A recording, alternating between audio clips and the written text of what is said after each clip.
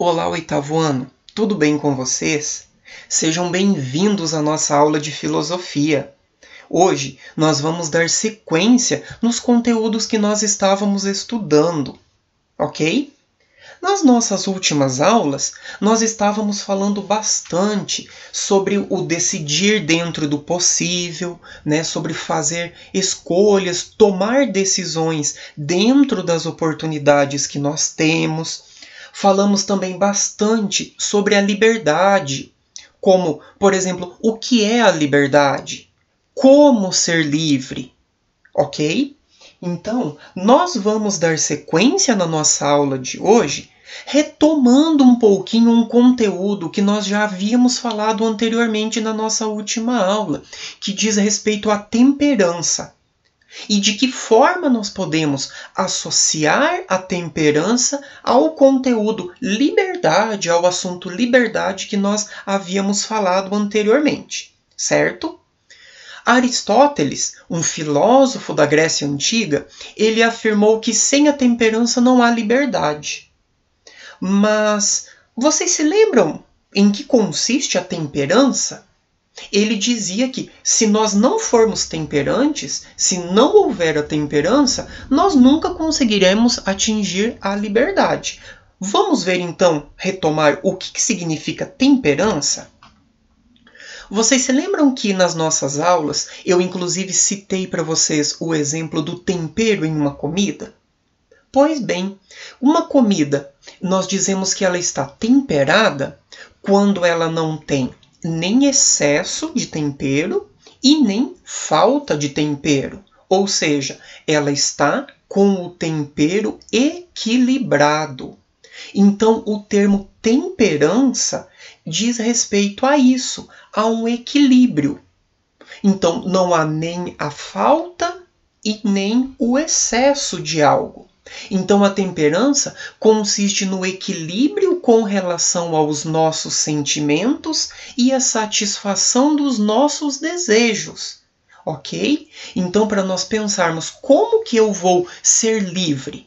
Eu sou livre, eu atinjo a liberdade quando eu consigo equilibrar os meus sentimentos e também a satisfação dos meus desejos.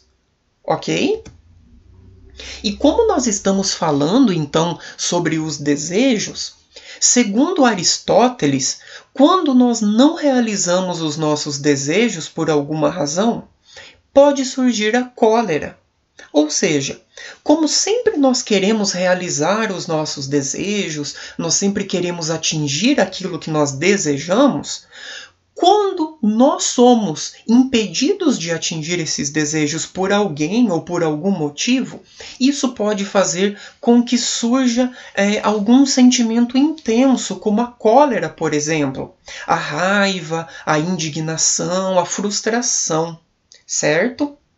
E isso poderá fazer com que nós tomemos certas atitudes das quais nós nos arrependeremos mais tarde. Então, quando nós não realizamos os nossos desejos e nós nos sentimos frustrados com aquilo, todo esse sentimento de raiva ou de decepção pode fazer com que nós tomemos algumas atitudes, com que nós falemos algo para alguém e, consequentemente, nós podemos nos arrepender disso mais tarde, quando todo esse sentimento intenso passar. Ok? Para Aristóteles, nós não temos então o controle sobre o surgimento dos nossos sentimentos, como a raiva, por exemplo. Nós nunca conseguimos controlar o surgimento deste sentimento. Mas para ele, o que nós podemos fazer e devemos buscar fazer é controlar a duração destes sentimentos. Então, nós devemos encontrar estratégias que façam com que nós controlemos estes sentimentos mais intensos que surgem no nosso dia a dia. Ok? E esse pensamento de Aristóteles, ele é aceito até os dias de hoje, principalmente por neurocientistas e psicólogos. Por quê? Porque eles acreditam e porque eles defendem que o controle das emoções mais intensas, assim como a raiva, como nós mencionamos anteriormente, é importante para o nosso bem-estar.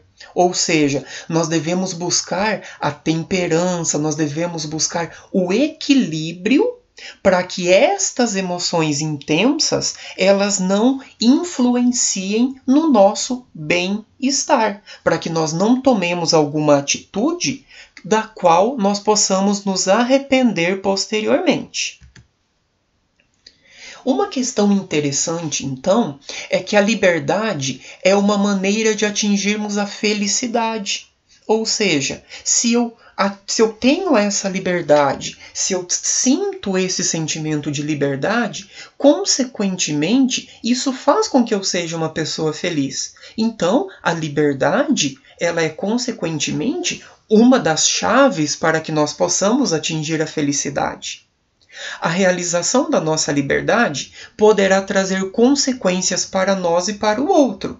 Só que nós devemos tomar cuidado, porque quando nós queremos realizar alguma coisa, quando nós queremos atingir a nossa liberdade, podem haver consequências positivas ou até consequências negativas. Então, por isso, nós devemos pensar bem nas nossas ações, nas nossas escolhas e também nas possíveis consequências que poderão vir a partir dessa busca sobre a nossa realidade, sobre a nossa liberdade. Ok? Uma questão bastante interessante e que também nós podemos associar ao tema liberdade, pessoal, diz respeito às diferenças. Por quê? Porque nós vivemos em uma sociedade onde nós somos diferentes uns dos outros, nós temos gostos diferentes, nós temos crenças diferentes, nós temos culturas diferentes. Porém, nós também estamos ligados uns aos outros. Ou seja, mesmo vivendo em uma sociedade onde todos têm a sua individualidade, nós devemos considerar que algumas pessoas, no caso todas as pessoas, estão ligadas umas às outras. E muitas vezes acaba se tornando um desafio respeitar a liberdade daquele que é diferente de nós. Então, muitas vezes, nós nos esquecemos de que todos nós pensamos diferente, de que todos nós acreditamos em coisas diferentes, nos comportamos de maneira diferente, usamos uma roupa diferente do outro, temos ideias diferentes uns dos outros. E o fato, muitas vezes, de nós nos depararmos com todas essas diferenças, isso acaba fazendo com que exista um desafio em respeitar aquele ou respeitar aquela ideia, por exemplo, que se difere de nós, que se difere do nosso ponto de vista. Certo? Por isso, frequentemente nós traçamos julgamentos, deixando de lado a liberdade que a outra pessoa tem de ser diferente. Porque muitas vezes nós queremos que aquela pessoa seja igual a nós, nós queremos que aquela pessoa pense da mesma maneira que nós pensamos. E isso é um pouco complicado. Porque quando nós fazemos isso, nós deixamos de lado a liberdade que o outro tem de pensar diferente de nós, de agir diferente de nós, de usar uma roupa diferente da nossa, por exemplo. Certo? E uma frase bastante interessante do Fernando Savater, que vocês inclusive podem encontrar na leitura de um texto que será proposto para uma atividade futura. Fernando Savater diz assim, que muitas vezes, né, quando nós queremos que o outro seja igual a nós e nós não somos correspondidos com isso, nós nos tornamos agressivos e perigosos. Por que ele diz isso? Porque muitas vezes, quando nós não aceitamos o ponto de vista das outras pessoas ou a ideia das outras pessoas por ser diferente daquilo que nós julgamos como certo, nós criamos o preconceito, nós criamos a discriminação, aí surgem os julgamentos simplesmente porque o outro é diferente de mim, porque o outro pensa diferente de mim, porque ele crê em alguma coisa que de repente eu não acredito, certo? Qual que é a conclusão que nós tiramos desta ideia então? Antes de nós traçarmos algum tipo de julgamento, nós devemos buscar praticar a empatia, ou seja, nos colocar no lugar das outras pessoas. Nós devemos imaginar como que eu me sentiria se eu estivesse no lugar daquela pessoa. Certo? Bem, pessoal, então a nossa aula ela vai se encerrando por aqui. Espero que vocês realizem os exercícios que forem propostos e nos vemos na próxima. Até mais!